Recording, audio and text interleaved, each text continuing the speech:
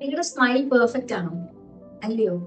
Actually ഓരോ സ്മൈലും ഓരോരുത്തരുടെ രീതിയിൽ പെർഫെക്റ്റ് ഓർ ഇംപെർഫെക്റ്റ് ആയേക്കാം. പക്ഷെ എല്ലാ സ്മൈലും ഐഡിയൽ ആവണമെന്നില്ല. നമ്മുടെ പല്ലും മോണയും ചുറ്റുമുള്ള ഫേഷ്യൽ സ്ട്രക്ചേഴ്സും എല്ലാം ഒരു പ്രോപ്പർ റേഷ്യോയിലും അലൈൻമെന്റിലും ആവുമ്പോഴാണ് ഒരു സ്മൈൽ ഐഡിയൽ ആവുന്നത്. ഈ ഐഡിയൽ ഫീച്ചേഴ്സ് നമ്മുടെ പല്ലിൽ ഇൻകോപ്പറേറ്റ് ചെയ്യുന്ന പ്രൊസീജിയറിനെയാണ് സ്മൈൽ ഡിസൈനിങ് അഥവാ സ്മൈൽ കറക്ഷൻ എന്ന് പറയുന്നത്. ഇതുകൊണ്ട് തന്നെ സ്മൈൽ ഡിസൈനിങ് ചെയ്യണോ വേണ്ടയോ എന്നത് പ്യൂർലി പേഴ്സണൽ ആണ്.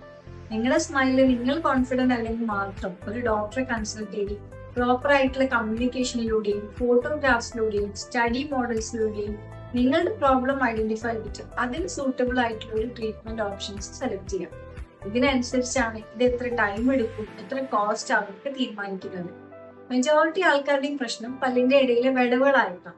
ഇത് ഒന്നോ രണ്ടോ പല്ലിന്റെ ഇടയിൽ മാത്രമാണെങ്കിൽ ചിലപ്പോൾ ഏതെങ്കിലും പല്ല് മിസ്സിംഗ് ആയതുകൊണ്ടാവാം ആ പല്ല് റീപ്ലേസ് ചെയ്ത് കൊടുക്കാം. ഇനി അല്ല പല്ലിന്റെ ഷേപ്പിലോ സൈസിലോ ഉള്ള വ്യത്യാസമാണെങ്കിൽ സിംഗിൾ സിറ്റിംഗ് ചെയ്തെടുക്കാവുന്ന കോമ്പോസിറ്റ് റെസ്റ്റോറേഷൻസ് അവൈലബിൾ ആണ്. ഇനി അല്ല മൊത്തത്തിലുള്ള പല്ലിന്റെ വിടവുകളാണെങ്കിൽ പ്രശ്നം, നിങ്ങൾക്ക് വെനീർസ് ഓപ്റ്റ് ചെയ്യാം. ഇതിന് പല്ലിന്റെ മുകൾ ഭാഗം പോളിഷ് ചെയ്ത് ഫാബ്രിക്കേറ്റ് ചെയ്യുന്ന ഷെൽസ് പല്ലിൽ ഒട്ടിച്ചു കൊടുക്കുകയാണ്. ഇതൊക്കെ നമുക്കൊരു 1 വീക്കിനുള്ളിൽ ചെയ്തെടുക്കാം.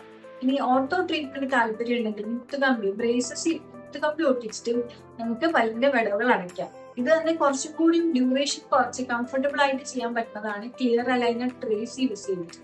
ഇതുപോലെ തന്നെ നിറതെറ്റിയ പല്ലുകൾ, കുന്തിയ പല്ലുകൾ, ഇതൊക്കെ നമുക്ക് ഈതർ ബ്രേസസ് അല്ലെങ്കിൽ അലൈനേഴ്സ് യൂസ് ചെയ്ത് കറക്റ്റ് ചെയ്യാം. ചിലർക്ക് മോണയുടെ നിറവ്യത്യാസമാവാൻ പ്രശ്നം. ഇത് ലേസർ ഡീപിഗ്മെന്റേഷൻ ട്രീറ്റ്മെന്റ്സ് അവൈലബിൾ ആണ് ഡാർക്ക് കളറുടെ മോണ കറക്റ്റ് ചെയ്യാൻ വേണ്ടിയിട്ട്. ചിലർക്ക് ഗമ്മി സ്മൈൽ ആവാൻ വിഷയം, ചിരിക്കുമ്പോൾ മോണ കൂടുതൽ കാണുന്നതാവും. ഇത് മോണയുടെ വളർച്ച പല്ലിലേക്ക് കൂടുതലായിട്ടുള്ളതാണെങ്കിൽ ലേസർ ക്രൗൺ ലെങ്തനിങ് ട്രീറ്റ്മെന്റ്സ് ചെയ്യാം. ചിലപ്പോൾ മൊത്തത്തിലുള്ള എല്ലിന്റെ ഉന്തലാണെന്നുണ്ടെങ്കിൽ നമുക്ക് ഈതർ ഓർത്തോ അല്ലെങ്കിൽ സർജിക്കൽ ആയിട്ട് കറക്റ്റ് ചെയ്യാം.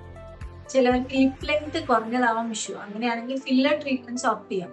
ചിലർക്ക് ലിപ്പിന്റെ മസ്കുലേച്ചറിലെ ഇഷ്യൂ ആണെന്നുണ്ടെങ്കിൽ ബോട്ടോക്സ് ട്രീറ്റ്മെന്റ്സ് ഓപ്റ്റ് ചെയ്യാം. ഇതൊന്നുമല്ല, ചുമ്മാ ഒരു പല്ലിന്റെ നിറവ്യത്യാസമാണ് നിങ്ങളെ ബോധർ ചെയ്യുന്നതെങ്കിൽ ചുമ്മാ ഒരു പ്രൊഫഷണൽ ബ്ലീച്ചിങ് വഴി കറക്റ്റ് ചെയ്യാവുന്നതാണ്. So find what bothers you and solve it.